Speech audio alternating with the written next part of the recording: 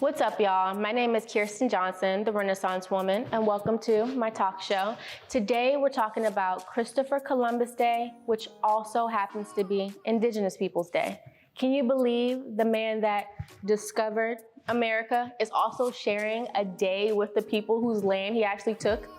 Ridiculous and ironic in all of it. So we're gonna get into it. We're gonna talk about it, and we're gonna talk about how Christopher Columbus was one of the last people to actually visit America. And yeah, he's getting all the credit.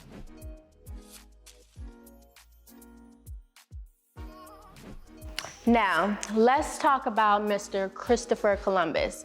If you have attended school in any state in the United States, you have more than likely learned about Christopher Columbus more than anybody else when it comes to discovering America. Let's talk about the people who arrived prior to him.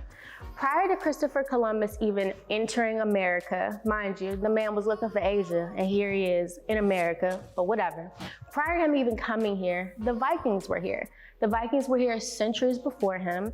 They were here for about a decade. They had their own settlement. They were very familiar with the Indigenous Peoples. And one of the reasons that they did not stay is because they did in fact bring violence to who?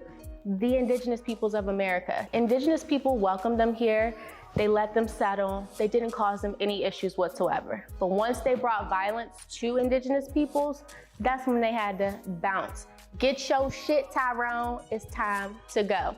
And that's exactly what the Vikings did. They left. Now, along with the Vikings, people from Africa have visited. People from Asia, people from all over the world, people have been here long before Christopher Columbus ever touched his two little big toes on this soil, with filthy boats full of sick people, bringing all that nastiness into a country that didn't have any of this prior to doing so. If 90% of our population in today's America was wiped out, you would be able to completely reset what's going on in this country, whomever was left. But that's old pennies. We ain't talking about that no more. Let's talk about the Indigenous people and why we should be celebrating them today instead of Christopher Columbus. In America today, there's only a population of 6 million Indigenous Americans. 6 million.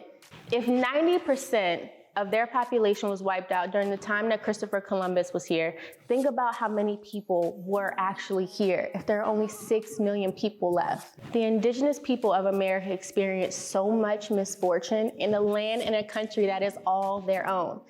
Indigenous women are the #1 missing women in America.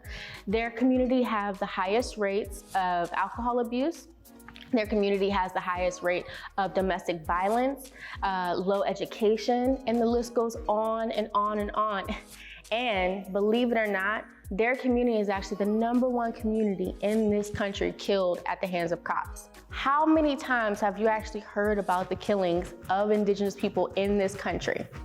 Not a lot, right? Today is not a celebration about Christopher Columbus and him stealing and killing and massacring. Today is about awareness and a celebration of the Indigenous people who continue to live on this land and continue to suffer despite the fact that they are the sole reason that all of us are even able to live here in the first place. What I want you guys to do today is take the time to educate yourself about the Indigenous people of America.